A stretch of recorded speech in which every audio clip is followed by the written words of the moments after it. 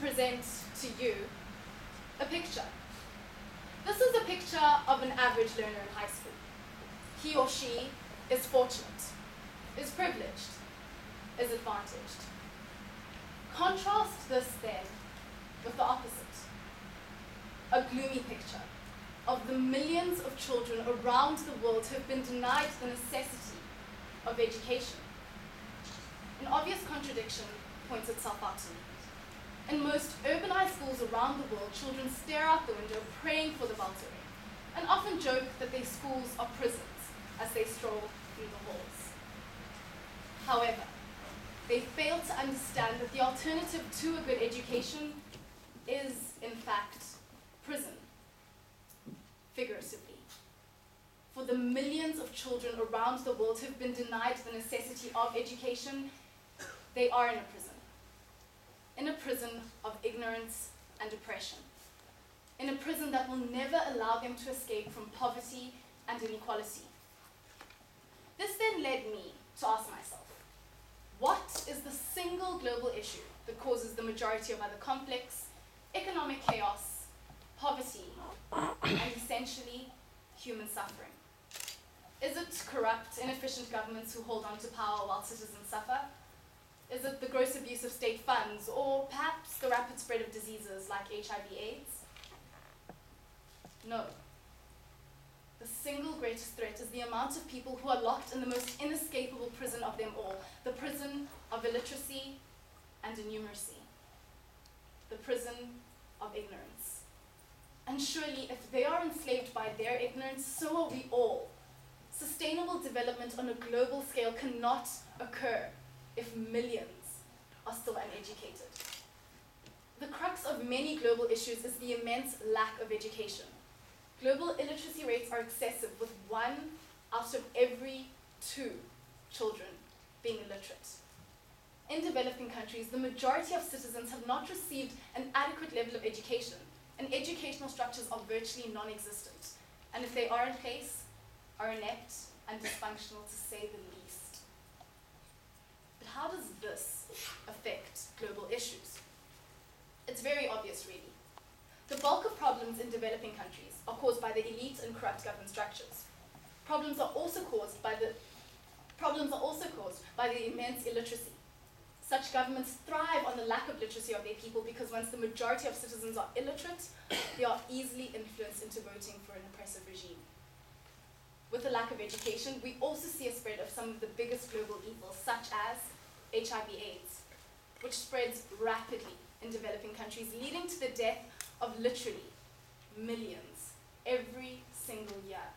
And this happens because communities have not had sufficient education about the prevention and spread of the virus, something which is taught in most functioning classrooms at an early age. Billions of state funds in developing countries are then spent on treating a virus which could be radically reduced purely by educating the masses, the youth.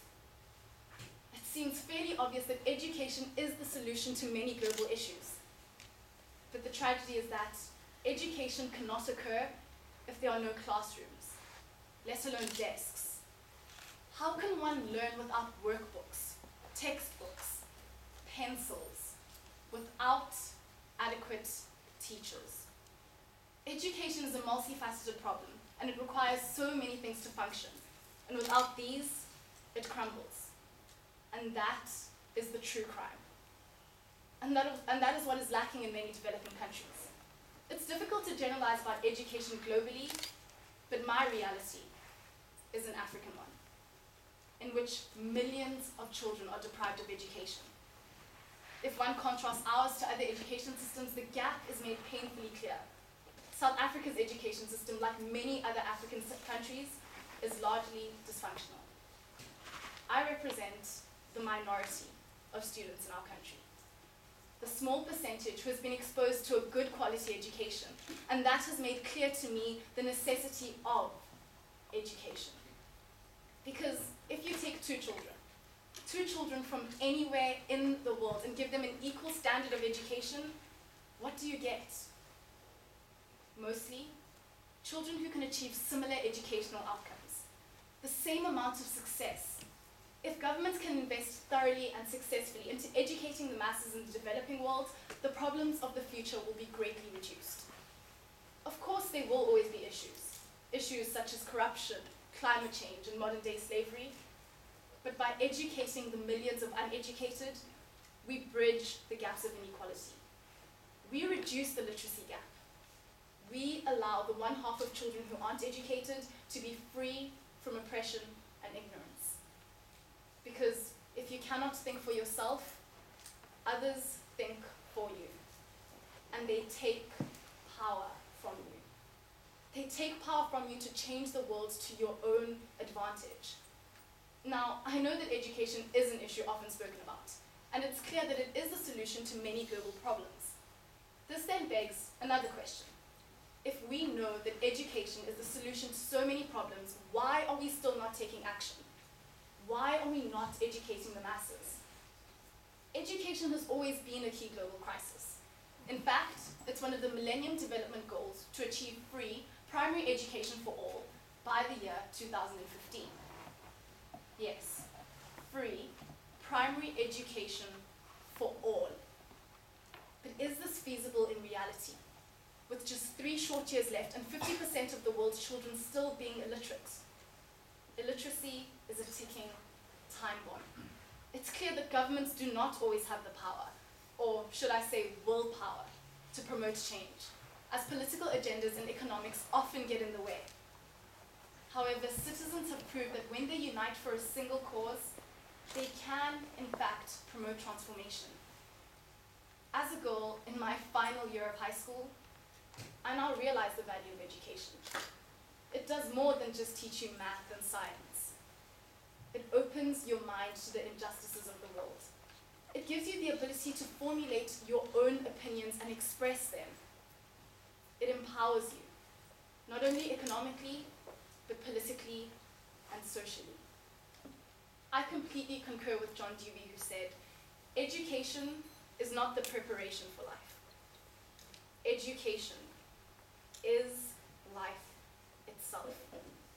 And if you are unable to do the simplest thing like sign your name or read instructions in the 21st century, are you living in comparison with those who can? Is not being enslaved by your own ignorance one of the worst forms of slavery? At this point, however, perhaps you're thinking, hang on, I know educated people, especially teenagers, who don't care about poverty, the environment, gender issues, and so on. And yes, you may be correct, because there are educated people who are apathetic and uninvolved. But education does encourage us to change our mindsets. Education gives us the tools to make the right choices. And with these tools, we have the key to unlock the cells in which millions are disempowered. For these cells represent poverty, oppression, and suffering. If we as educated people stop choosing ignorance and superficiality when it comes to global issues, we can give them freedom. An educated nation has the ability to change its government, the ability to stay free from diseases, the ability to end the down-spiraling cycle of poverty and inequality. It provides a chance for political and economic freedom. However, the problems we are dealing with here are global. Therefore, concrete solutions are difficult to implement. So, how do we educate the masses? Well, I suggest an international organization be put in place, which deploys volunteer teachers to areas in dire need of education. Teachers without borders. This will allow areas which would otherwise not have access to education to receive it. However, such an organization would only work with the support of those who have the knowledge, those who have the funds, and those who have the will to make a difference. It will only work with the support of you and me. The youth are also a huge catalyst for change. We have so much potential to change the world, but it often seems like we're just waiting on the world to change. We lack an interest in issues that affect society and instead bombard ourselves with irrelevant information and believe that ignorance is bliss. But ignorance is not bliss. It's simply ignorance. We now have unlimited access to information. In a second, we can access whatever we need to promote transformation. And that in itself provides a second solution. It was largely the youth that initiated the Arab Spring of 2011 by using social networking sites to promote information and ideas. And in this way, they managed to unite the youth and the entire population for a single cause. The recent Coney 2012 video is another example of how social media can be used to combat an injustice. And depriving anyone of education is an injustice. Technology can be used as a huge tool to support this cause. We can trend change and like education for all, because our opinions as teenagers have the power to change and influence global trends. If we refuse to be engulfed by apathy, we can bail them out of this figurative jail. We can use mass media to pressurize governments to provide funds and educational infrastructure. It was Nelson Mandela, literally jailed unjustly for 27 years, who said, "To be free is not merely to cast off one's chains, but to live in a way that respects and enhances the freedom of others." Isn't that what education is actually about? The ability to look beyond oneself, to look for and at the well-being of others. By making a movement to change global priorities and holding governments accountable to adequately educate the youth in all stages of education, we are giving them that freedom. We are removing the bars of oppression and ignorance. We are unlocking the potential of so many. We are breaking young people out of this figurative prison, because only the educated are truly free. And it's our responsibility to ensure that everyone